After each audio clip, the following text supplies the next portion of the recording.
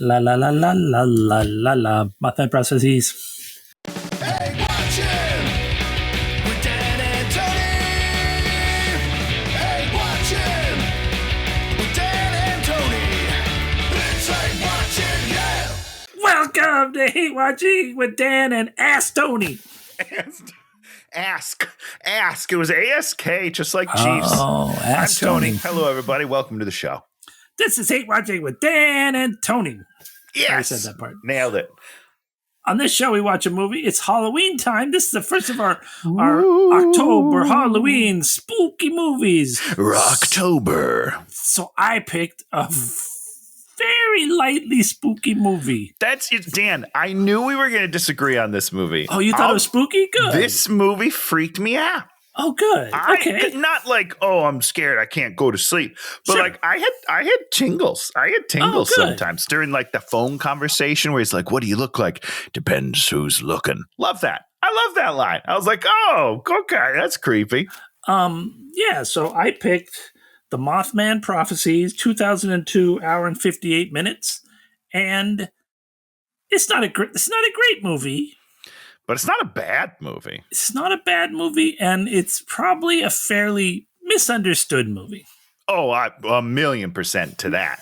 My biggest I have two complaints about the movie. That's it.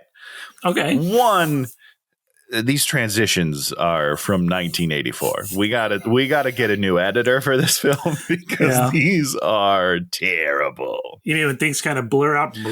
Yeah, like what are we doing? I don't know what we're doing. And then like when it goes to like static for a little bit, as if like it's some sort of technology thing. I don't know what we're doing. I'm not sure who made these choices, but I hate them. Okay. I'll say that. I like this movie. I hate the transitions.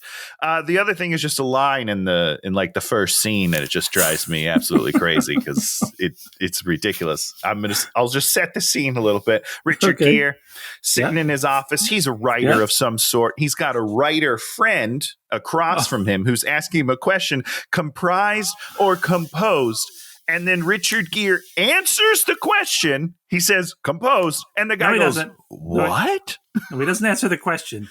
He corrects the incorrect information in it first, as opposed to answering the question first, which is what you would do. Right. Then he answers the question. And the guy was so thrown. He was like, what? I was like, what are you doing?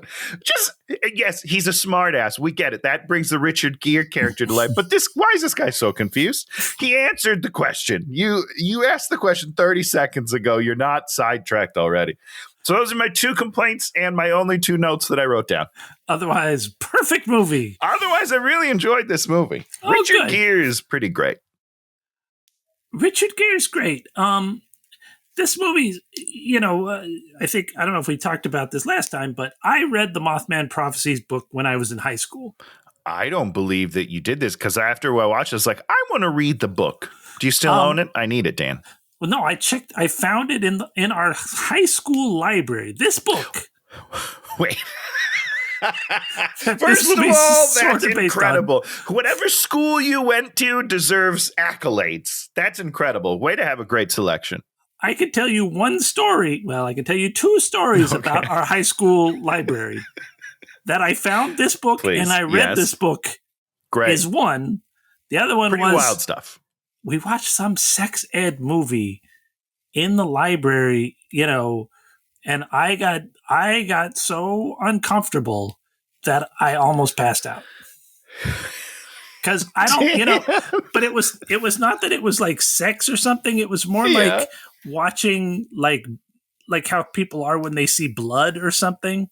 There was just like a lot of anatomical kind of things, and I'm just like, poor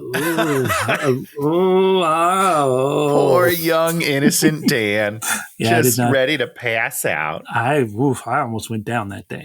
I wish you would have, and not for your sake, because you probably would have gotten teased for the rest of your career there. But what an acute story that would have been. Dan passed out at sex ed. Passed out.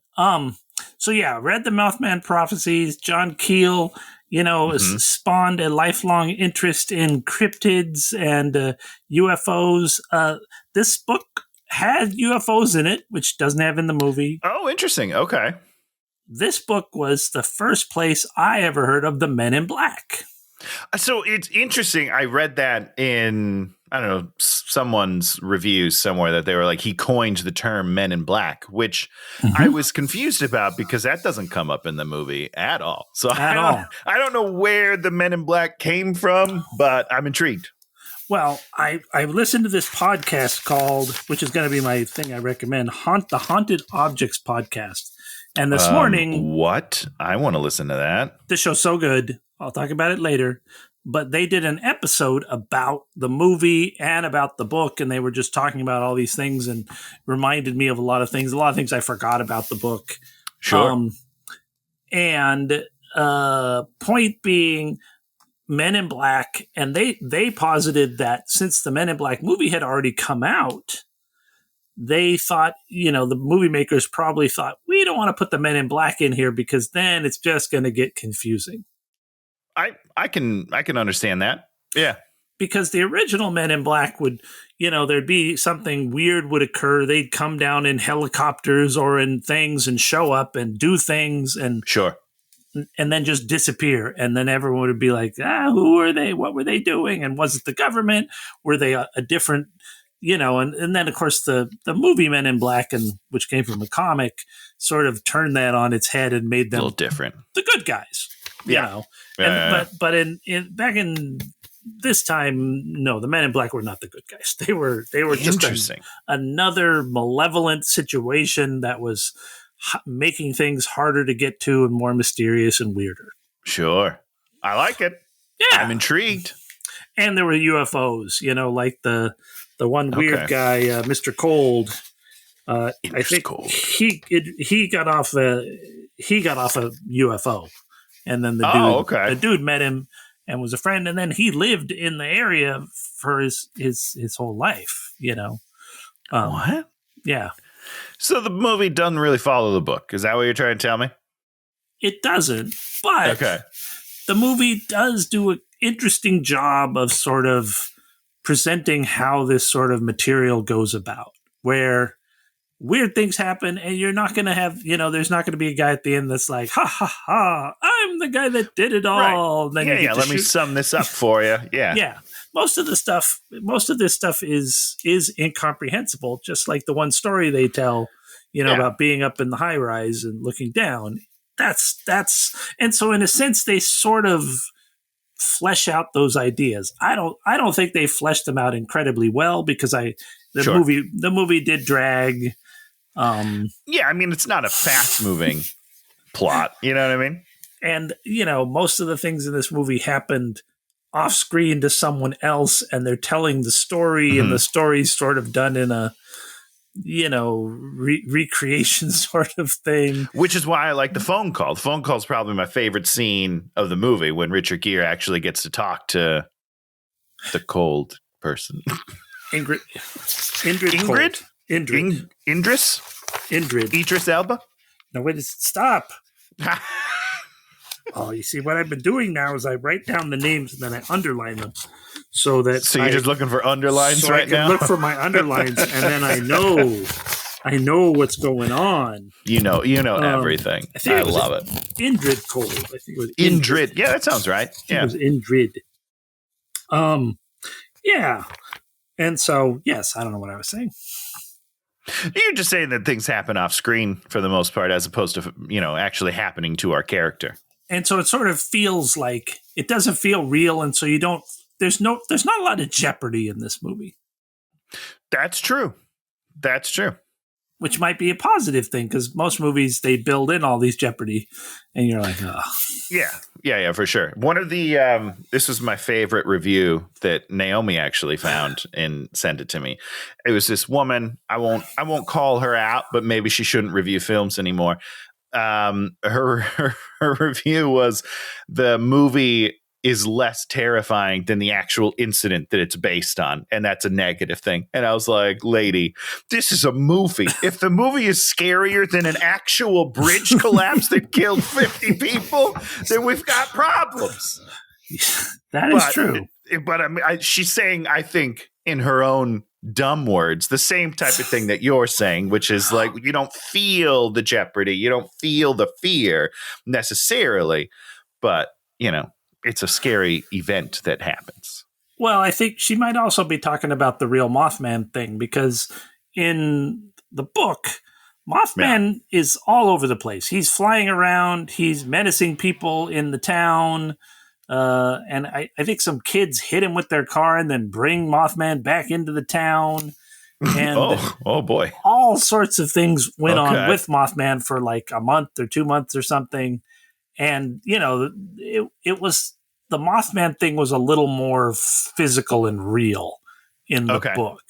As opposed to this thing where the Mothman's very metaphorical. Did you read about this movie at all? Little bit. So they had plans, from my understanding, to make the creature more real. Their budget got slashed right before production, and they were like, we got to kind of change our tact, make it less of a monster film and more of a psychological film. And I think that was better, actually. I think that 100%, especially with the little bit that we do see of this creature. I was like, I'm so glad it's not more in the movie.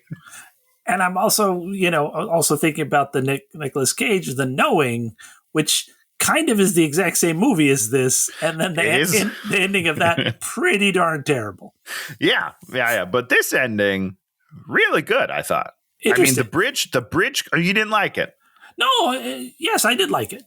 Okay. Because I think the bridge collapse scene is very tense and very, very well shot, I think. Most of the movie, direction has very little to do with it. But I thought that this scene was really well done. And I love the idea that's just like, it happened. And now I guess we all try to just move on with our lives because it's gone and we don't know what's going on. Yeah. I love it. It was good.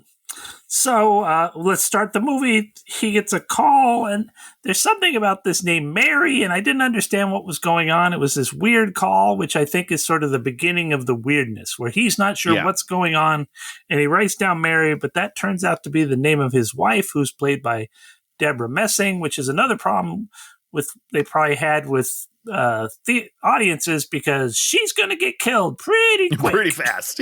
Pretty much immediately. My favorite part of this whole first scene is that he asks the spelling of Mary. Yeah. And he's like, oh, it is a Y. Okay, great. How else do you spell Mary? This is a real question. I don't know the answer to this. Okay, the fact that you even have to think about it means that it's weird that he has to clarify if there's a Y and in Mary. I mean, it could be an I, but the feeling I got from that line was that the person could have been confused, and they could have been saying Marie.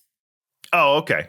Sure. All right. That's what I sort of took. But once again, that whole thing was sort of garbled, and you didn't understand what it was about. And then you find 100%. Out his wife, his name is Mary, and you're like, which makes it more confusing. And that's what this movie does. It's like people get phone calls from people, and then it turns out not to be them, and so you're kind of like, everything's sort of out the window. And in a more tense movie, you would be constantly confused. But this movie kind of makes it kind of like they'll get a call, and then they'll go there, and the guy's like, that wasn't me. And you're like, oh, well, there we go. It's a malevolent force or whatever.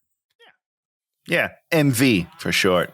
Yeah. So I never felt like off my footing. I was always like, oh, okay, I know exactly what's going on.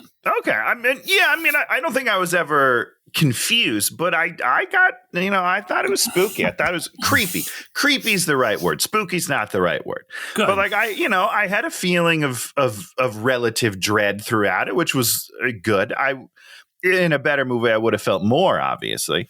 Yes. But I feel like it starts with the car accident that we're going to get to in a second, because the head smack on that glass was so graphic that I was shook for 10 more minutes. I was just like, oh my God, what just happened to her face? It's a cool effect. I don't know. I'm not totally sure how they did it that well, I thought, but anyhow. So it kind of starts there. And then I never really, I was always like, oh yeah, this has got a nice vibe. It's vibey, It is vibey. So they go house hunting. They ditch the Christmas party, go house hunting. It's Christmas time. They fool around in the closet. They get caught by the dude, and he's all weird. Like, super weird. I mean, He's super inappropriate. By the way, if you're house hunting, okay, and you just sneak off to a closet and start taking each other's clothes off, you've got problems. All right. That's not okay. It's inappropriate behavior. He's going to hear you. She's giggling loudly. Yeah, he's going to come see what's going on. Very strange. Very, very strange. Tony. So I don't know if you can hear. We've got tree trimmers here for the first time in 3 years. So they got some work to do. We had them on our block this week too. Oh, it must be the time for it. Tis the season. I had the feeling there's some funds that just game or something allocated. Because we were driving around yesterday and saw more tree trimming going on. So okay, something happened. We're getting some kickbacks, maybe. And all right, good for them. Good for the tree people getting some work. So they're going to take the house and then they close the door so they can have full sex. While the guy stands out there waiting to get his commission. And he for sure just listens, right? I mean, if this is me, I'm not going to get in my car. I'm just going to be like, oh, okay. Yeah, good job, Richard Gere. So boom. Oh, there's a moth in the house. You're like, oh, okay, moth. That's kind of dopey. Did you think it was a butterfly like I did at first? And you were like, why is there a butterfly in this movie? And then remember that it's called the Mothman Prophecies and then realized it was a moth about 5 minutes later? Well, it's nighttime and a butterfly be asleep. Do they sleep? Do butterflies sleep? Yeah, they're. Is that weird? Do bugs sleep? I don't know anything about bugs, but I just feel like, do they really sleep? Do they need like a sleep cycle? Well, butterfly is an insect. It's not a bug. Hold on. Are you trying to tell me there's a difference between insects and bugs? Haven't I ever done this to you? I don't think. I don't know. Oh, I feel like I'd remember this conversation. Oh wow, we've never done this on this. We've been doing this show for how many years? 4 or 5 years. It's been a minute. Yeah, teach me about bugs and insects. The classic thing to do when you know something about insects and you're a pain in the ass, and someone says bugs, and I use bugs sometimes just ironically. I use bugs ironically. All right, thanks, Dan. Bugs are a subset of insects. Insects are here. Bugs are part of insects. Interesting. Okay. And they're called the true bugs. And most bugs are little dudes that walk around on the ground and whatnot. Okay. Like a beetle? Is that a bug? No, it's not a bug. Beetles are beetles. Beetles are also a subset of insects. I don't think I understand where bug is in the subs. We need a flow chart here, please, Dan. You got insects. You got bugs, and you got... Where are ants? Beetles, and you got ants. Shit. All right. They're also not bugs. What the hell is a bug? Moths. What's a mosquito? I don't know what mosquitoes... Mosquitoes are pieces of shit. I think mosquitoes might be classified under lacewings, maybe? Lace wings? You're just making stuff up now, Of course I'm not making things up. Good God, Tony. Good God, y'all. But the true bugs they're very similar to beetles. They look very much like beetles, but they're just but they're not. They're like cousins of beetles. Yeah. Weird. Yeah. So shut up. I don't know anything about etymology. Is that what it is? Yeah. So moths are nocturnal. Moths only come out at night for the most part, right? So moths will sleep all day and it'll be night. That's why they go. So they're to the vampires. Lights. Yeah. Sleep all day, party all night. Okay. That's the Lost Boys tagline. Yeah, Lost Boys. Ha ha ha. They're not making Goonies 2. You can screw off. So great. I was so happy. What good news that was. I was like, yes, no Goonies 2. I mean, at least they could try to make the first one better. You know what I'm saying? Uh-oh. I agree with that. So butterflies are up during the day. Moths are up at night. So every kind of different insect has a different schedule. So like you're sure they're not the same bug, just with a costume change? That'd be funny. Okay. So they're driving home. They let you know that one of the headlights is out, which I thought was weird. Yeah, which doesn't really come back later. So I don't know. Mothman flies at them. They go. Sort of. It kind of looks like the Batman logo from the Batman. And then they crash into a tree, and the wife is injured. Mary. Her head slams into this glass, and it splinters. It's intense. Like the sound effect they used for all of it was not. I did not like it.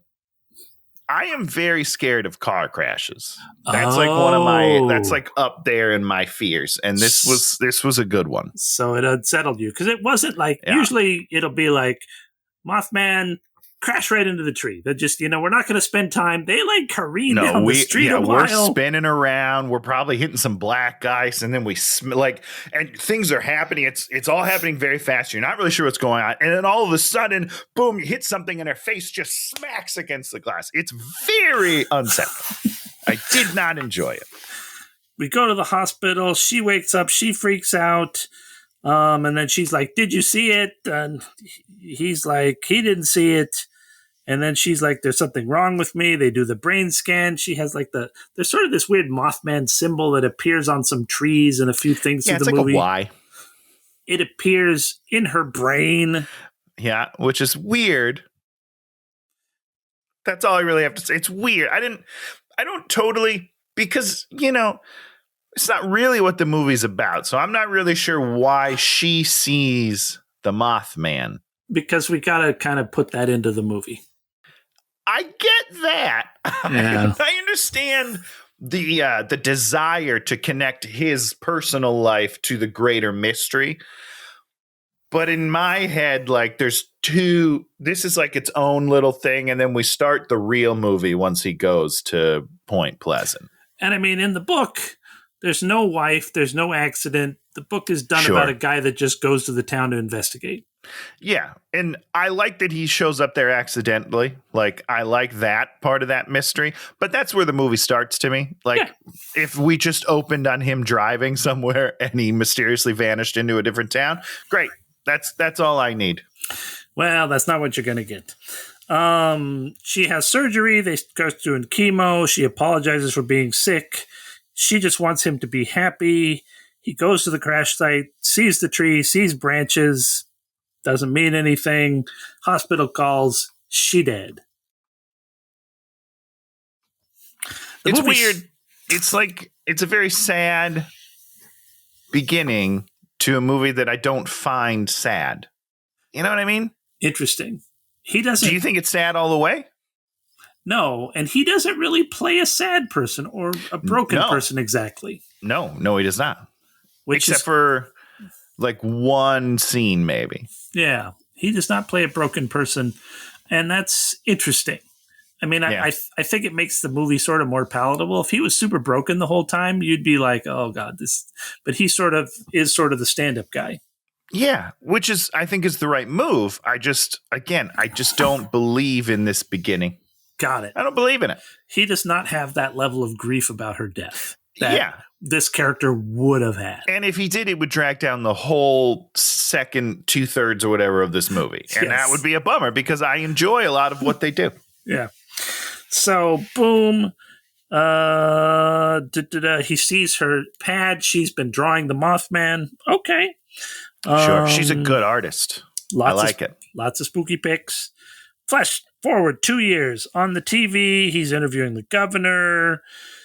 His buddy's trying to hook him up with single woman. He's got to go to Richmond. He's driving there to interview some dude. He's driving. You're like, oh, he's getting sleepy. And then his car breaks down. Yeah. And he sees a house. His phone's not working, I guess. Goes up to the house, knocks on the door. What happens, Tony? Shot in the face. Because that's what would happen in 2024. That is right? very, very true. As soon as he did, I was like, oh no, what are you doing? Kid, don't go to a house. These people are going to be crazy. So good for him for not dying. But what does happen, I find infinitely more intriguing. Better. The guy from Remember the Titans opens the door. I can't remember his name. I feel terrible. The dude is the most character actor that's ever existed. He is everywhere. I'm so jealous of this man. What a career. Like, good for him. If you had his IMDb, it'd be like 1,000 movies, 90% of them good. No, he's wonderful. He's always great. I always love him. And yet I still don't remember his name, and I feel terrible about it. But he's great. Good job, guy. So he busts open the door, pulls out a shotty, and is like, "It's him! It's him! Get in here!" And you're like, "What is it? What is happening right now?" He puts him in the shower. I don't know why he puts him in the shower. That part's a little weird, you know. Can't get out. What are you doing? It's only one door to the bathroom. Turn on the water, and we're like, "All right, take off your shirt, stranger." Pulls the shotgun on him, and then the cop shows up, and guy who we don't remember the Titans, Armageddon. His name is Gordon. Gordon in the movie, or that's his real name? In the movie. Okay, Gordon from henceforth named Gordon. He's like, "Oh, this guy's been coming around 3 nights in a row. 3 nights in a row? What are you talking about?" It's wonderful. I really like it. We don't get any answers to this, Dan. Nope. Same time each night. He's been coming around 2:34 in the morning. Police officer Laura Linney, who plays Connie, she's all like, "Come on, it's cool. Don't kill this guy." She gets him outside. Yeah, there's a really funny line. And I don't know if it's like funny, but I laughed at this joke where Gordon was talking about defending himself and killing Richard Gere. And she's like, "Well, he would have had to have been in the house for you to do it." And he gets all flustered. He's like, "What?" I don't know why. I thought that was really well done. It was really funny. Also, I learned something. I just thought "on your property" would have been enough. Apparently it's not. Nope. And that is interesting. It's a good destabilizing line, actually. It's a really good line. 100%. Yeah, because it throws you off of your anger as the person with the gun. Because I'm at a 10 right now, right, ready to pop somebody, and you throw some information at me that I have to digest, and then I'm like, "What's happening?" And then then we take with a gun. Well, she's a pro doing a job dealing with a person and she's truly diffusing a situation. Yeah, and you're like, oh.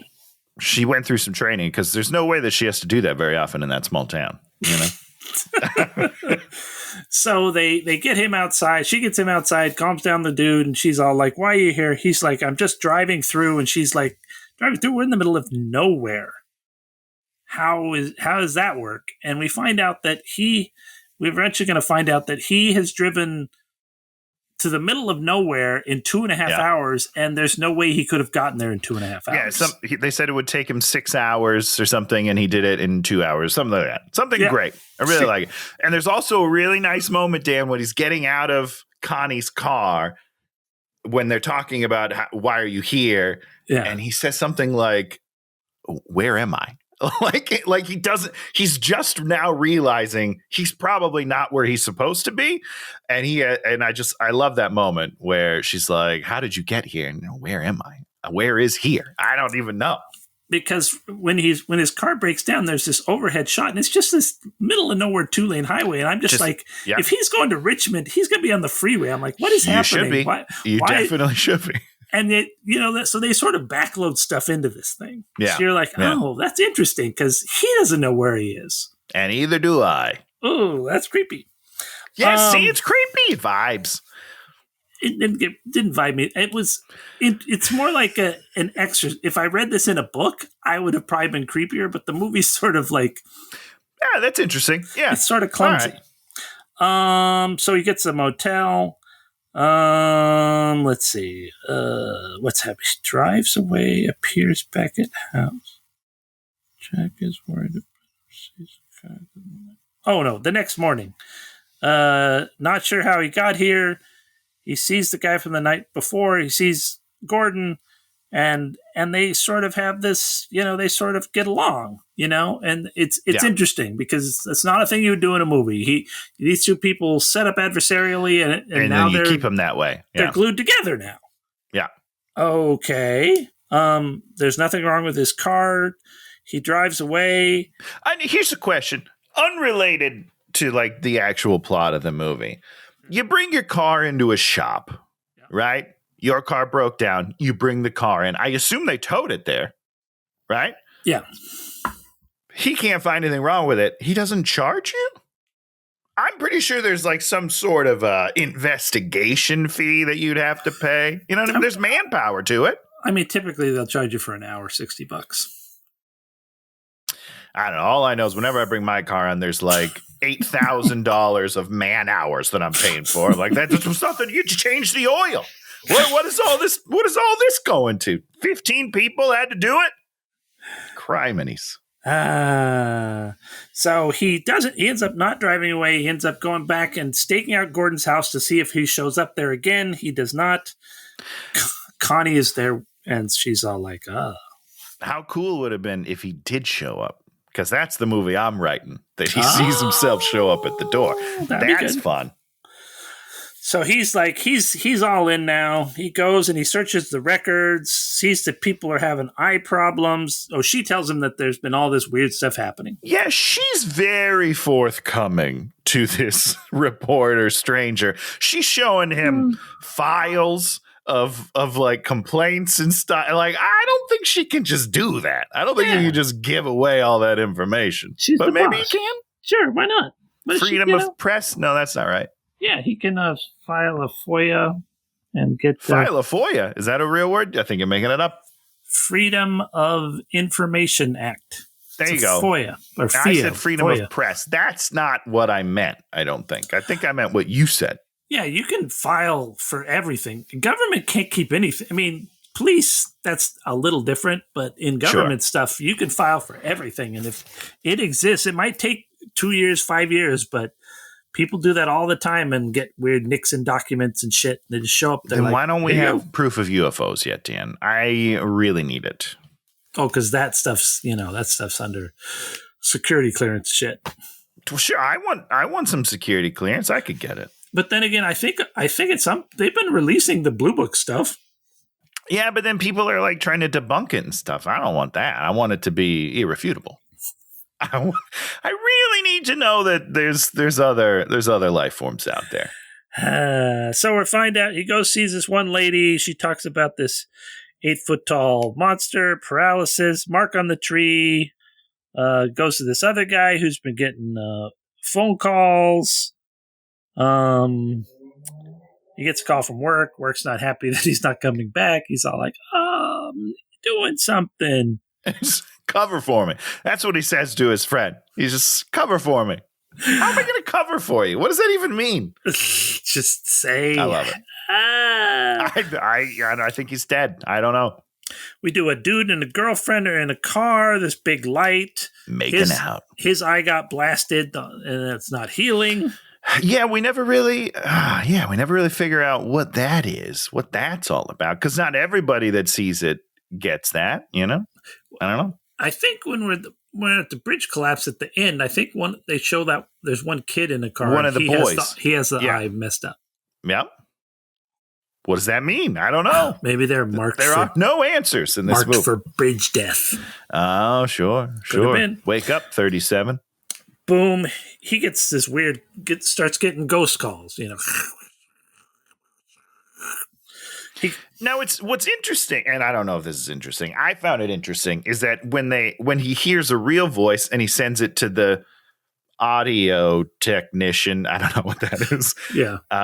He's like, these did not come from human vocal cords. Oh, see, he's spoiling that terrible. That's one of the most terrible lines in the movie. Well, sure, but I just find it interesting because they get these electrical interference phone calls. Yeah. Do you think that is this entity trying to communicate, but it can't do it yet? Well, the thing you got to look at this whole thing is this is like probably spirit world, UFO world, all extraterrestrial kind of world, mishmashed. The whole ether is, and this area is suffering a flap. Do you know what a flap is? No. I mean, I have a couple of flaps. I think those are folds. That's what you think. You should see me run. What a flap is. A flap is when a bunch of things occur in an area that are weird. So if you have if everybody's seeing UFOs, you call it a UFO flap. And this is this is one of the it's a UFO. Buffy would be a demon flap. Got it. Well, that's That's a little different. Flaps are unexplainable things. So Men in Black can be part of a flap. Is explainable? Come on, Dan. I think it's a gateway to hell. You just walk through it and there's the devil. All right, guy, now you right? did. You figured it out pretty quick. Didn't they walk in there and there's a dude standing there? He's like, "Yep, I'm the guy," and she's like, "Yep, you're the guy I got to kill." Yeah, right. Isn't well, that kind of I guess it's more explainable than I thought. Okay. So the idea is that there's multiple unexplainable things, and some might be working to maybe help you a little, might explain something a little, or some might be malevolent. You don't know. You never know. You never know. So he goes to the electronics store, gets recorders and tape recorders and this, that, and everything. It's the right move.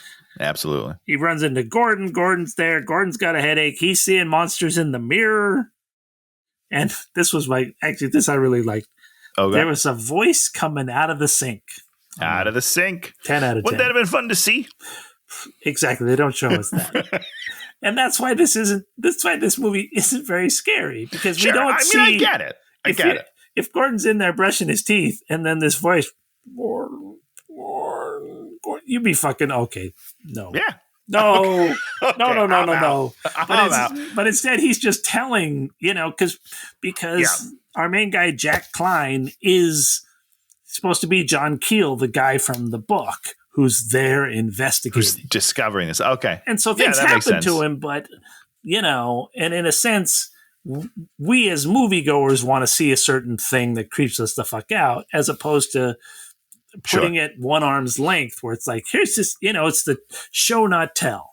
When you tell us, we're not as invested. When you show us and we have a poor guy trapped in a bathroom and the sink is talking to him and there's shit in the mirror, and it's messed up. It's like her hitting the head on that windshield, that affected you because yes, it did. That was a thing happening.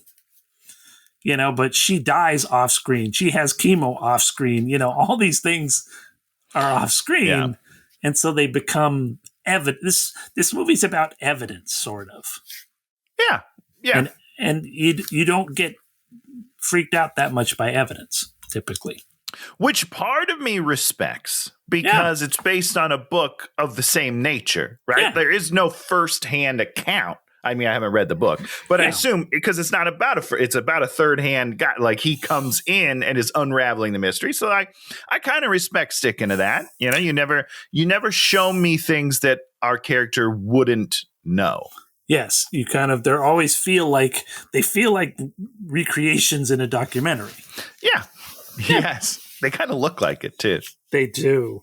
A little cheap. The voice says, "Don't be afraid, 99 will die, Denver 9." And then his ear's bleeding. Now, why shouldn't he be afraid when 99 people are dying? I understand it's not him. It's not him. Maybe that's the part where you're not supposed to be afraid. But still, 99 people are dying. You should be afraid. Maybe someone should stop it, You see, Nicolas Cage. Maybe Nicolas Cage should get there and stop it. He already said it's going to happen. And you know what? Other than like a very small change in this whole thing, all the stuff happens. Just the one. Just the one. Which is what we'll save it. He goes to the doctor. Doctor's a CAT scan. He doesn't have the same thing as the dude's wife, so that's like good. They go to the diner. TV news. Flight 9 crashed. 99 dead. Okay. Another scene I really enjoy. Oh, really? You liked it? I love this scene. It gives me the creep vibes. They're having a conversation, and somehow Richard Gere, with his hawk eyes, sees a tiny ass television 50 feet away and knows what they're talking about. And it's I do love it, because Gordon's having a very animated conversation, and Richard Gere is just focus and just gets up and leaves, turns it up, and it's vibe. It creeps me out. Gives me the tingles. So he calls Alexander Leak. And if you notice, is this a real guy? Well, Alexander Leak, if you take Leak and turn it around backwards, it spells Keel, who's the guy who wrote the book. I figured it out all on my own before you told me. And so basically in this movie, there's the guy who's playing Keel, and then Richard Gere's he's playing young Keel and then old Keel, Interesting. So sort of interesting sort of take. He's a precognition scientist, and he's all like, "I'm out of the game," and just hangs up on him. He's like, "I'm not playing your game." Like, okay. Yeah, you got to retire from that business at some point, because it'll mess you up. The other nice thing about this movie is then Richard Gere's character goes and talks to Connie, the police officer, and he's all like telling her all the precognition. And she doesn't go, in a Hollywood movie, she would be like, you're crazy. Yeah. I'm going to lock you away. She listens. It's like, there's weird shit going on. I would listen. I'll listen right now. Tell you right. If anyone's got stories, call me up. I will listen. Wow. Do you watch the ghost shows, Tony? Okay. So here's the thing. I don't, because they're all bullshit. Especially these freaking YouTubers that go out. My mom watches these, by the way. She's obsessed. My whole family, like a lot of my family, we're into the supernatural, right? Oh, wow. Big believer over here. But she watches these shows, and these guys, they just go to the woods, and then they're just filming themselves, and like, oh, did you hear that? Did you hear that? And then they scream and run, and they're like, oh, there's noises in the woods. It's the woods, guys. There's noises everywhere. They are so full of shit. We should do that, Dan, because people watch them. We got hundreds of thousands of views on nothing. Absolutely nothing. Takes 15 minutes to film nothing. We should do it. I've changed my mind. I'm on board. Let's do this. Do you watch the YouTube guys, Ghost? It's like Shane and the other dude. And the one guy believes, the other guy doesn't believe. And, I like that dynamic. That's fun. Yeah. And he just the one guy torments the other, which is what we would do. I would torment you because I don't 100%. I don't believe in anything. Full stop. I don't believe in anything, and I believe in pretty much everything. Do you really? Do you believe in UFOs? I pray. I pray every day that we will get evidence that. How cool would that be, Dan? Yeah, that would be amazing. But it seems very unlikely. I'm not saying it doesn't seem unlikely, but I'm saying I'm praying and hoping that 0.1% chance comes reality. Let's do this thing. Do you believe in ghosts? I do. You believe in ghosts? I do. Okay. I've seen one, Dan, and you can get mad at me all you want. But I was a kid. So here's the thing. I'm a guy of two minds, right? Where the logical side of me is like, there's a very easy explanation for what happened. Sure. But then there's the other part that was like, it felt real, guys. I believe something happened, but I was a young kid. My great grandma had passed away. I was apparently very sad. I don't remember this, for the record. It's just, is an account from my mother. I was very sad. We were on the way to her funeral, and I was in the back seat of our van, which had 3 rows. And they heard me talking to someone, and I was looking out the window, I guess, and I stopped talking. My mom was like, who are you talking to? And I was like, oh, great grandma, like very nonchalantly. And apparently I was like, yeah, she told me that everything will be fine and we'll see each other eventually, the normal stuff. And I don't know. My mom was like, the way that I said it was just very even keeled and like not lying, you know what I mean? Like in a way that's just like, yeah, it was just factual. This is what I was doing. And here we are. I'm a kid. I don't know any better. So I don't know, Dan, I believe there are forces beyond our comprehension. But maybe it could have just been your mom planting a false memory. Okay. Now you're calling my mom a liar.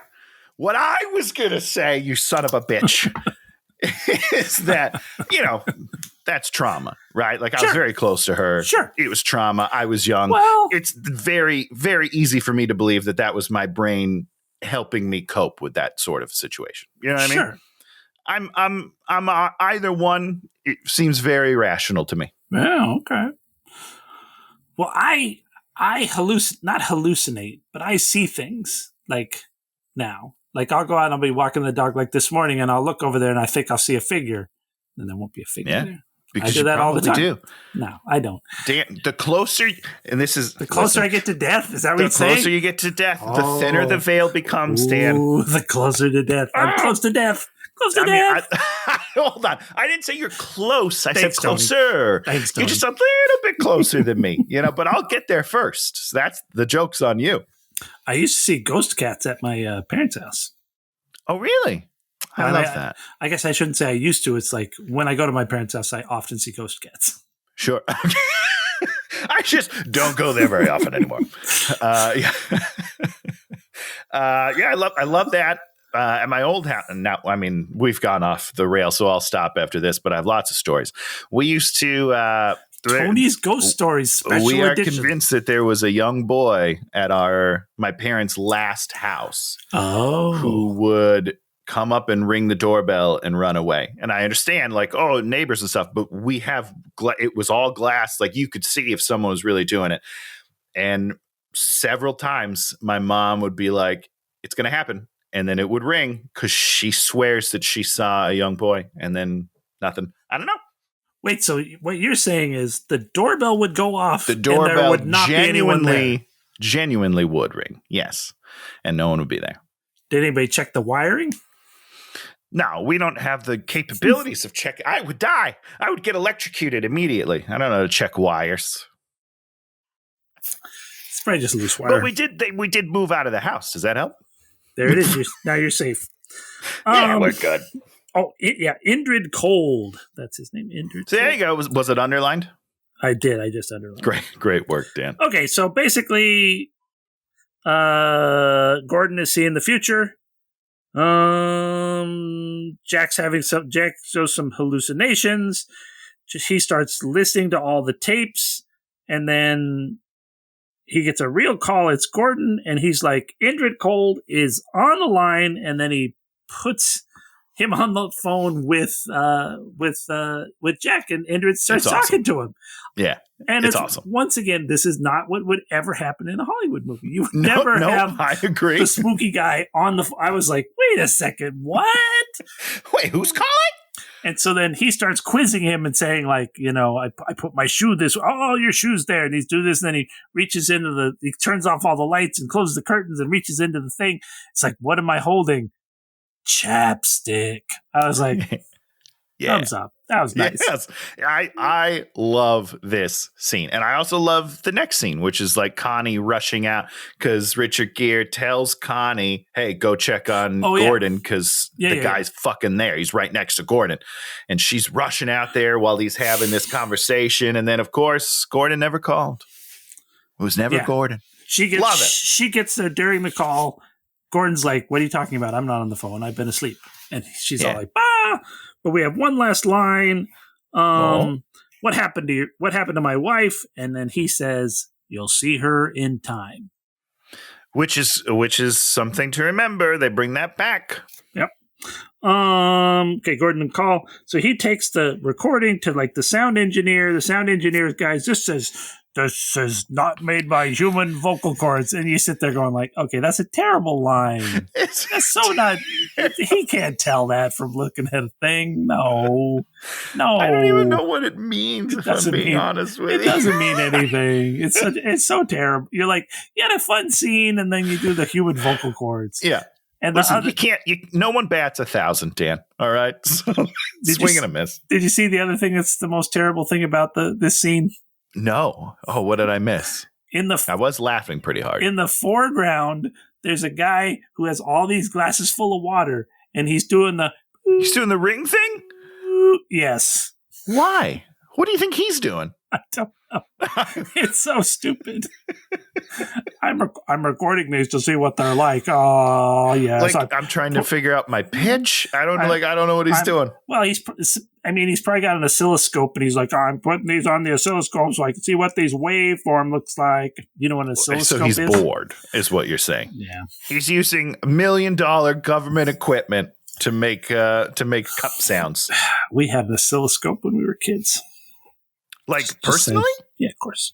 Well, so you've said that word a few times, and I don't know what it is. You know what a sound wave is, right?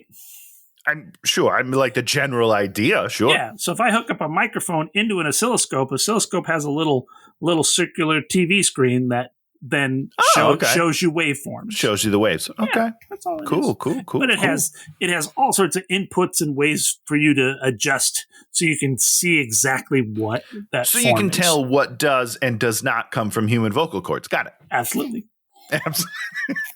Goes without saying. That's a given, guys. That's a given. He goes to Chicago. He tracks down Leak. Leak's like, stay away. And then he's like, follow me. It's like, right. Where were you? And he's like, Point Pleasant. Okay, follow me. So they go up to his apartment, he starts talking about how the moths in the past were trapped souls, and so a Mothman sort of maybe the embodiment of trapped souls, also sort of a portent of doom, talks about how you can't see electricity, similar sort of things going on. Then he makes a really great analogy. He says, think about it this way. If there's a car crash 20 blocks away, you can't see it, you don't know what occurs, can't hear it. But if you're somebody up in a high rise looking down, they can see it and know that it's happening at the same time they're sort of in the same zone as you. And you're like, that's really interesting. It's interesting. Yeah. Super interesting. I also like, I didn't write down any of these lines, but he kind of tells you in this scene that you're not going to know what happens in this movie. Yeah. I don't remember exactly what he says, but he basically says we can't know. No. Like there are things that we just can't know. And I was like, good. Thank you for setting that up so I'm not disappointed at the end of the movie when I don't have any answers. Thank you so much. It's a great setup for the end of the movie, not tying it all up and going like, here's the truth about what's been happening. You're like, you're not going to get the truth. You're just like, hey, something weird happened and some of us got through it, some of us didn't. So. Yes. And it's like, you should just do your best and not die. That's what he kind of basically says. That's a good moral of the movie. Do your best and not die. Good luck, everybody. So Richard Gere goes back to Point Pleasant for the tree lighting. Gordon's wife has left Gordon. And then there's this sort of chemical plant. He'd gotten like a little clue about a chemical plant. And then you're like, oh, the Hollywood ending. He's going to go save everybody from the chemical plant. I'm like, oh, I'm so not in this movie. I'm so disappointed in this movie. And the funny thing is, this is sort of the point where I started listening to the podcast that I told you about. Oh, interesting. Okay. And they start talking about the movie. And I was like, oh, they're going to talk about the chemical plant. And they're like, and the giant bridge collapsed at the end of the movie. And I'm like, what? All right. Giant bridge collapse. I'm in for this. So, yes. That's amazing. This is great. Let's see. Gordon's wife left it up. And then he lies to Connie about seeing Leak. And you're like, that's kind of weird. And listen, probably the wrong move, but he said later, he's like, I didn't want to scare you because basically what he said is you're fucked. Yeah. It brought you there to die. So you're all screwed. That was kind of the end of the conversation. And it shows that he's actually being compassionate towards her and their relationship sort of building, but you're like, they're not stuffing their relationship down their throats. 100%. Yeah. And it feels like a relationship that could exist. Yes. 100%. You know, because she's kind of enjoying their time, sort of, but doesn't over enjoy it. And then he's still sort of messed up because of the wife. Kind of grieving. Okay. Yeah. Yeah, it's nice. Nuanced, one would say. He's driving back to his hotel, sees Gordon on the bridge. Gordon's waiting. We think Gordon's trying to kill himself. He's not. He's just waiting for Indrid Gold. Waiting to talk to him. Yeah. I don't know why he thinks that that's where he'll be. But is that the same bridge that collapses later? Does he somehow know that that's where it's all going to happen and he's just there too early? I don't know. That is the bridge that collapses. So it's interesting. He goes home in bed. The wife is there. The wife isn't there. That was a little scary moment for me. Oh, yeah. They made a loud sound when her head popped up. And I was like, oh. He gets a call from Gordon. It's weird. And you're like, is this a weird one? So he goes to see Gordon. Gordon is dead in the forest, died of exposure. Hours before anyone could have made that phone call. Goosebumps. Now, do you know the tarot? Like tarot cards? Yes. Hell yeah. Are you kidding me? Do you really? What do you mean? Do you study the symbology of the tarot cards? I do not study the symbol. I can't read tarot cards, but I have gotten my tarot read to me on several occasions. Have you ever heard of this card, the Hanged Man? Oh, yeah. How were Gordon's legs placed when he died? Oh, I wasn't even looking, Dan. Did you notice this or did the podcast tell you? I noticed this. Be honest, you son of a bitch. I'm proud of you. That's great. It's a very weird kind of, the one leg is kind of crooked over the other leg. One of this. Yeah. Oh, I can't do that, Dan. Ouch. Can't do it with your fingers because your fingers aren't No, legs. it just popped. Did you hear it pop in the microphone? No. Ugh. All right. I got to work on my finger flexibility. Yeah, but so yeah, sorry. Continue. He's in that weird pose with the legs. Okay. I did not even notice. Yeah, they have one overhead shot, and I'm like, why are we doing an overhead shot? And then I'm like, that's shit. why we're doing wow. an overhead shot. I like this movie. It's an interesting movie. It's interesting. It's fun. It's fun. That's what I'll say. I enjoyed it. Good for them, right? They made the best movie that they could. Yes. Amen to that. With the money that they got. He goes to get a drink at the bar, and then a little something about the chemical plant, and then now he starts seeing the wife. He sort of sees her, and then Connie sees her at the police station. Connie has a conversation with her, but she has a different hairstyle, which is it's all nice. Okay, it's all very weird. very nice. And then at the thing, the wife had told Connie, tell John that she's sorry. Which is what she said the last time we saw her. Beautiful stuff. Really, really nice. So he goes back to see Keel. I don't know where Keel is. Either does he. See some I thought he was in like Chicago. Isn't that far away? I don't know. That's a ways. And then what happens with him here? Oh, he's hearing voices, and there's messages and disaster, so this all happened to him. He went through this same sort of cycle where he was getting the messages, the predictions, and then no one listened. He ended up getting it, and then the disaster. He tried to stop the disaster. It ended up he got investigated. He got divorced. His kid ditched him. Psychiatric hospital. And then he didn't go well. It did not go well for this guy. And then he's like, what's more important, having proof or being alive? And then, Richard Gere's basically like, I got to have proof. And this is the part of the movie where my wife and I argued about it, because I was like, I'm on Richard Gere's side. I need to know. I would need to know. The fact that he walks away from the phone call coming up is unreal to me. I would answer that phone call every single time. That's because you're not close enough to death. And then I think I am, Dan. I don't know. This ticker's not ticking so good. Tell me when you start seeing more ghosts. Okay. All right. We'll start comparing ghost stories. All right. Keel's final line, we're not allowed to know. Yes. You got to take that to heart, Tony. It's great. Listen. I refuse to believe it. I will fight to the day I die. The hubris of the human being. Amen to that. Never giving up. Guilty. He drives back. He throws out everything, but not the tape. Right.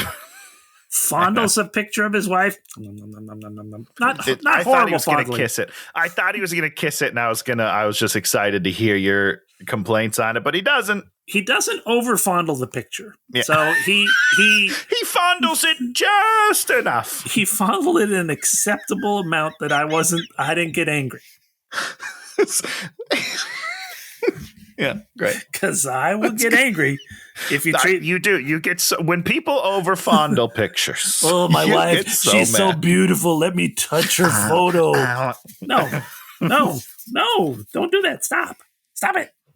There's a fondle line, and you cannot cross it. The boss calls him, and he's all like, you got to go meet this dude and tour the chemical plant. And she's all like, he'd gotten a call at some point that said, the tragedy on the Ohio River. And you're like, okay. Ruh-roh.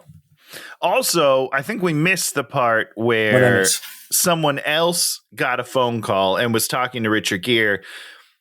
The phone call was supposed to be from Richard Gere asking about the chemical plant. Oh, yeah. If there had been any accidents at the chemical plant. So that's another thing where he's trying to put together, oh, shit, there's going to be an accident at the chemical plant. The fire chief meets him on the street and says, that's what it is. Why'd you call me about an accident at the chemical plant? And he's all like, I never called you. I didn't do it. I didn't do that. Yeah.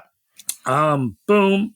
But you see, that's sort of foreshadowing to him trying to stop what he thinks is going to happen at the chemical plant. It's not even going to happen at the chemical plant. That's his stupidity putting it out there in the universe. That's the hubris of humans, yes. So he goes to see Connie, and then he tells her that he saw a leak, and she's all like, "You saw him?" And then he grabs her, and then they almost kiss. It's pretty close. Almost, it's really I close. would have been into it. I just want to throw that out there. I would have been okay. You'd have been okay with that. That would be physical touching that you would allow in a movie. Yeah, it's the right person. Level of fondling, right, Dan? And then she's all like, "What if there's not a great tragedy?" And then he grabs her again, and then you're like, "Oh, that's a little tough." Oh yeah, and then you're like, "Oh, it's not happening. They're not going for it." Yeah, no, we missed the moment, and now we've regressed very far, very quickly. Yeah. He goes to the airport, yells at the guy, and the guy's like, "Yeah, we're going. Screw you." So he goes to the bar, and everything's fine at the chemical plant. Nothing happened. Yeah, just watches a newscast about how well it went and everything's great. Very strange. Damn. Then he gets some random woman comes up and gives him a printed note that's like, "Your wife's going to call you at 5 p.m. tomorrow." Yeah. Is that how people used to give message? Was that Morse code? I don't even understand. I don't know what that. Okay. I don't know why. Telegram. This seemed like he should have just gotten a cell phone call. Sure. Yeah, that would have been fine. The note was very weird. It was super weird. I didn't. It was in an envelope and everything. Like it was. I don't know. He packs up. He goes home, waiting for the call. Connie calls, and she's all like, "Let's chat for 10 or 15 minutes." And I was like, "Wow, that's such an interesting line." Sure. Because people will be like, "Okay, I got to talk to you. I got to talk you off the ledge." But she's like, "Let's just chat for 10 or 15 minutes." I'm like, I'm going to talk to you through the time that the phone is supposed to ring so that you can make that decision. But it's not. It's at noon, and the call's not till 5. She's calling 5 hours before. No. The call is at noon. Oh, it's at noon. I thought it was at 5. No, it's at noon. So she is calling in order to take over the time that the call is supposed to happen so that he can have like peace of mind of avoiding the call. And then, you know what I mean? It's like, yeah, I don't know. It's really interesting. Yeah. So she's like, that makes more sense than me being all confused. Sure. So boom, she's like, "I booked you a flight at 1:45 to come out here, come for Christmas." And then he just laments about her. She I couldn't stop it. And then she's like, "Nothing you could do about it." It's the way it is. And she's like, "That's not her. That call's not going to be her. She's dead." And then he cries, and "I miss her so much." And she's all like, "Okay, dinner's at 6, presents are at 8. You should come. You should be here." Yeah. And great. She hangs up, phone rings again, and this to me was the crux of the movie. Oh yeah. Does he answer? Does he not? Does he? And this, I mean, this is the Spock moment, isn't it? Yeah. Oh yeah. Because this is where I got tingles. I was like, "Holy shit! Oh, yeah. What do you do? Yeah. What do you do? You're presented. You answer the phone. You do not answer the phone." I would answer the phone. I'm sorry, everybody. I'm so sorry. And you know what you would also do? You'd die on that bridge, Tony. Oh, 1,000,000%. Yeah, I'm dead. I'm the first to admit it. All right. I am number 37. Oh, well, actually, this is the Spock question. What happens if you answer the phone, Tony? What would have happened? I don't know. Oh, that's why I need to answer it. No. What's going to happen? Let's assume you have this is your branch of the movie. What happens? Okay. You answer the phone, and what happens? I figure out all the mysteries and I save everybody. No, Connie dies. Well, yeah, of course she does. So you'd be killing me, Tony.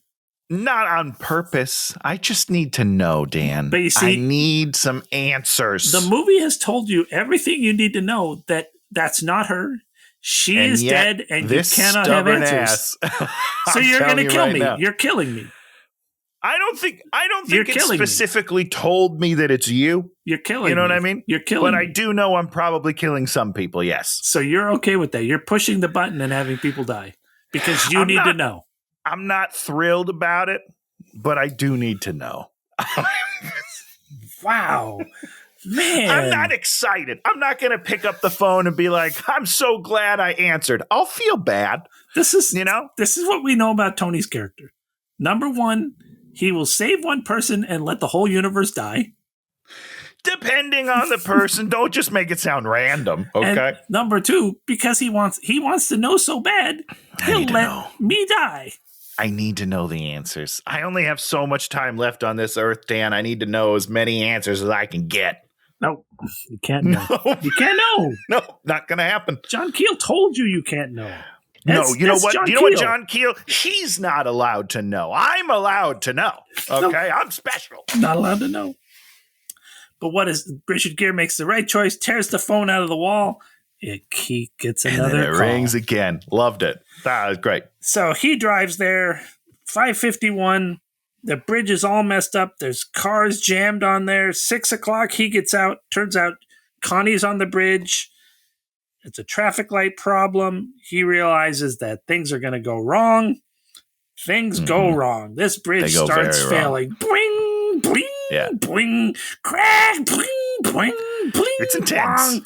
People getting crushed. People falling to their deaths. One dude got hit by the wire that the cable like whipped him. Oof, Jesus.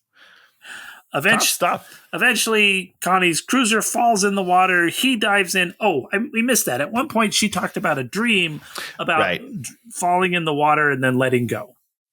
Yeah, and Wake Up number 37 is how that dream ends. Wake Up number 37. He dives in, pulls her out, and it's just like the dream. And then we have the best shot in the movie is this overhead shot where there's cars underwater with their lights still on. Yeah. And we pull up with the God shot and fade out. Yeah. And they make the Y. Oh yeah, the Y, the Mothman the Y symbol. of the map. Yeah. Great. Yeah. Okay. 10 out of 10. The movie is over. We do the rescue efforts. She's okay. Hurt her wrist. And then he asks her if she was the one that called him. And she's like, yeah, I called you. Yeah, which is nice because, a lot of people are calling people and aren't who they say they are. So it's nice that's a nice way to end it. Yeah, I'm the one that called. And it ends up 36 people died. And her call is it the fire chief again that comes over? Yeah, I think the fire dude. And then her thing she remembered was Wake Up number 37. So she was supposed to be dead. All of this, everything that happened, Dan, was it so he could save one person. Yeah. It's beautiful. It's good. It's very sweet. Yeah. Very, very good. No, listen, is it great? No, I liked it. I thought there's some really interesting stuff in there. The acting is good across the board. Yeah. Which is not something we can always say on this podcast. That's what I said to Shannon. I'm like, Richard Gere, I think that should be okay. Laura Linney, okay. Right. Deborah Messing, okay, these are all people. I've seen these people all have abilities, so this is good. They're gonna, and everybody modulated where they sort of needed to be when they needed absolutely. to be. 100%. So yeah, I mean, and even thinking about the movie, it's a better movie when you think, like all the pieces form a really with the nice bird's eye view of it. There's a lot of good things to think about from this movie. It's maybe not the greatest movie that it could have sold all these things to us, but it's sold. Sure, 100%. It made a bunch of promises that it actually paid off, and that is hard to do in a weird movie like this. Yeah. No, I had fun. This was nice. Good way to start Halloween. Yeah. So, I've made a decision, Tony. Uh-oh, what's your decision, Dan? We might not have to watch Megalopolis. Do you think it's going to be good? No, I think it's okay. I think it's going to be so bad. It looks like the worst movie I've ever seen. We watched the trailer the other day. I was like, what the fuck is this? The more I read about it, there's like this one guy that does reviews, like an older guy. And okay, yeah. His reviews are generally pretty good. And he was just like, this was the worst movie I've ever seen. And I've seen some line readings that they've posted, and you're just like, oh my God, and like little clips of things, and you're just like, oh my God. So how does that lead to you thinking we don't need to watch it? Because it's so bad. Because I need to see this movie. I'm going to watch it either way, so I would feel better myself if I had a reason. You know what I'm saying? Guess we're going to have to do it. I just, I mean, I think it it's just gonna looks be so ridiculous. I feel like I have to see it. Also, because the trailer. Have you seen the trailer that they've been showing the last couple weeks? I don't know if I've seen some of the trailers, but I don't know if it's one of those annoying that's just like sucks Francis Ford Coppola's dick. It's like, from the visionary director of this movie. And then I was like, I don't care. Tell me about this movie, you idiots. I don't care what he did 40 years ago. What is he doing right now? Because it looks like shit. It's not the AI generated one where they have the quotes from people that they didn't even make that said his other movies were shit. No, Did you hold on. miss that? I must have missed that. I need to find that. The trailer before the one you probably saw was all these quotes from like Rex Reed, and saying, "The apocalypse now is the biggest piece of shit I've ever shit out of my own butthole. Fuck you." And all the negative ones are made up. All of them. They didn't even find, because people didn't say bad things about Apocalypse Now. No. I love that. But they were AI created, and you're just like, great. What the? I don't understand. So that means we're going to preemptively say that people said bad things about good movies he made, so that when they say bad things about this movie, you'll be like, well, that must mean it's a good movie. Well, that's... I mean, it sounds like it's going to work. Well, sounds like it's gonna work. I was giving you a lifeline, Tony, but if you want to do it, listen, I've got to watch it also. Dan. I think we need to. I think we need to do it. Well, I guess at some point, whenever it's as free as possible. It will be very available about 2 weeks. Well, then again, he paid for it, so he might be like, he's going to hang on for dear life. You're going to have to pay $99.99 to watch this on streaming. It's like, go fuck yourself. This reminds me of the Roland Emmerich Moon movie, where he financed it himself because he's like, no, this is my best movie. And I love that movie. Like, I love it. The moon is mega structure. Love that. I think it's great. This is not going to have the same effect. I will tell you this. Please do.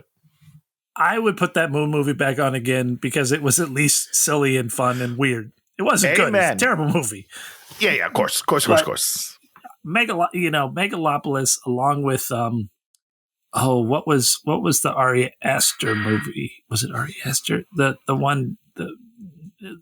Joaquin Phoenix movie that we watched where Beau is Afraid. It's been a while since we mentioned it. Thanks for bringing that back around. Like that one, it's like if that was on TV, the channel is changed instantaneously. It's like no, no, honey, no. No, it's going to be the most self-indulgent movie of all time. So I just feel like I need to see it. Now I get to do my quick bonus hate watching. Watch the Ellen stand-up special. Didn't even know that she brought one out. Yeah. This is the last stand-up special I'm ever going to do. All right. And she went out with a bang. That's great. Yeah, it was really great. It was. She's a weird person. I believe that. And from what people say, not very nice. I don't know. Yeah, she tries to fill the theater full of people that adore her so that she could. Do you think she paid those people? No, I think there's still a ton of people out there that adore her, which is fine. And, what she does is fine. And, she says some stuff in there where she's all like, I'm not a person who should have been a boss. And you're like, no, you shouldn't have been. That's probably true. And, but it was very self-serving that, now I'm leaving comedy and this is the last shit. You're like, you are so comedians and actors, like you are, we got problems. They need that. You got to pay attention to me. They need that. We do. It's a curse. it's tough. I'm not going to lie to you. I won't say any names, Dan, but something happened this week at work. I won't even say where I work. I mean, people that listen to this probably already know. But we do podcasts. Yeah. And this lovely gentleman, very nice, good guy. I like him a lot. He's one of the hosts. He was talking after he finished the podcast. He's like, man, it's just so hard to do these podcasts. I have to be on all the time. And like, that's just not my personality. I don't really like that part of it. And I was like, that's all I want, guy. Why do you have a show and I ain't got shit? That's unbelievable. Tony looks at the 11 people who watch this. It's like, why me? I need that. Right? He's got thousands and thousands of views on his bullshit that he doesn't even like doing. Unbelievable. You believed him when he said he didn't like doing it? I do believe him because he's a print journalist, so that's what he likes to do, and we're forcing him to do a podcast. Yeah, I was talking to Shannon about improv, and I was like, I love doing it, but it's like, I would do it again in a second, but it's like I don't need, I'm fine. Sure, yeah, I get that. I get it. But you yearn for that stage, Tony? It's where you're happiest, right? It's where you thrive. It's where your energy is. It's fun. I love it. Like me, people. That's how it feels sometimes. But. And that is why Ellen is not going away. Right? No, I don't believe it for a second. Not a chance. Because you get to the end of it, and she does sort of some heartfelt things at the end, and then she's like, I'm so glad I've gotten to do this 25 times at all these other places until we finally got here. And I was like, oh, I thought this was a one and done. I did not know. It's a farewell tour. She'd already done this a bunch of times. And I was like, this is my last comedy show here, but other places I'll do it a bunch more. I'm like, that's not how it should. Because did you watch the Aziz Ansari one? I did not. No. That one was raw. And because he got canceled or something, right? Oh, yeah. It's super interesting story, went to have sex with a girl, and then she basically was like, this really means that I'm your girlfriend, right? And you're like, no, it just means that you're a fan and that he's going to have sex with one night, and then she wrote stories about how terrible he was, and he got in a bunch of trouble, and you're like, and when he was on there, you were like, whoa, this is all very raw. And I was like, and with maybe I should watch it. Oh, it's super interesting. Super, super interesting. All right. And with hers, I was like, I guess this is supposed to be the same thing. And then you get to the end and you're like, no, this is all sort of a manipulation to sort of have a bunch of people stand a bunch of people that are very much clapping at all the right times to sort of make you feel like you're absolved from what happened. As opposed that would be a good feeling. But Aziz it's all mea culpa, and it's all like, okay, interesting. I saw my existence fading away, and I realized that I had done things certain ways, and people are going to see them certain ways, and you better think about all that stuff, because it can all disappear in a fraction of a second, or not. Or not, either one. Because Ellen is not canceled from Hollywood. She got a huge paycheck from Netflix, and there's a lot of people that still love her. And she can go and do whatever she wants in the world. So she's not really we canceled. used to watch her show all the time, like the talk show with the dancing. We used to love that. Back when Twitch was on, RIP Twitch. Yeah, it was fun. Have you watched the things where she terrorizes people on the show? No. Go watch. I don't want it. All right. You got to watch the one with Madam Web when she was on there. Oh, that one's the best one, because she comes on there and she'd had a birthday party, and Ellen's like, why wasn't I invited to the birthday party? And she basically says, I didn't think you liked me, Ellen. And it is so uncomfortable. All right. I've pulled it up, so I'll check it out. See, Tony, you don't like anything negative, do you? You're like, why? Listen, the world is so negative. I like to imbibe positive vibes as much as possible. Well, why don't you tell us something positive that you enjoyed this week? I could tell you a bunch of things. We watched a lot. It's fall. It's the fall, so pilots are coming out right now, and we watched a bunch of pilots this week. So I only have one episode of each of the shows that I'm going to say. So I'll follow up with if any of them hold strong. Sure. We watched The Penguin, which was he's so good, dude. The show isn't great. It feels like a not as good Sopranos type show, but he is so good. Now, can you see him in the character, or is he just gone? He's just, you can't even tell it's him. Colin, it's not Colin. He's great. He's really, really good. Dr. Odyssey with Joshua Jackson. A lot of people are hating on this show. We thought it was great. What is it? It's a medical drama that takes place on a cruise ship. He's a cruise doctor and he's doing all these surgeries. It's ridiculous. Don't get me wrong. It is an absurd show, but we had a great time with it. We are watching Rescue High Surf, which is basically the new Baywatch. Let's just be honest. And it's a delight. The first episode was great.